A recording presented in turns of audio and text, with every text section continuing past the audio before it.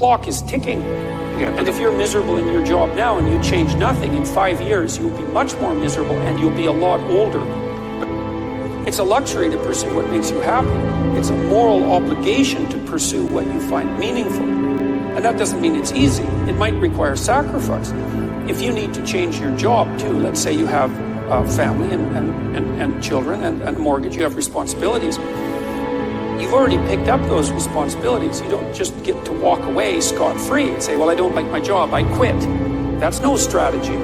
But what you might have to do is you think, well, this job is killing my soul. All right, so what do I have to do about that? Well, I have to look for another job. Well, no one wants to hire me. It's like, okay, maybe you need to educate yourself more. Maybe you need to update your curriculum vitae, your resume. Maybe you need to overcome your fear of being interviewed.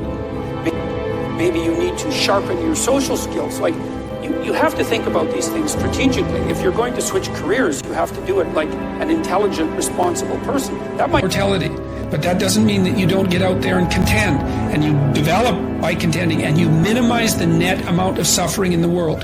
Life is tragic and difficult, very tragic and difficult for everyone.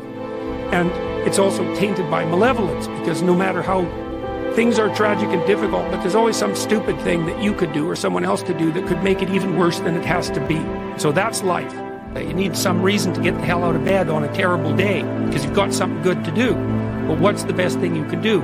Transcend your current wretched and miserable self. Life is hard.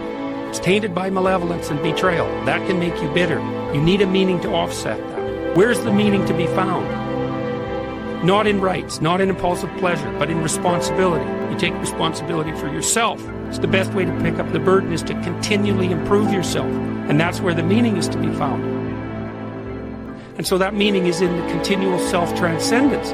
That's letting your old self die and the new self be reborn.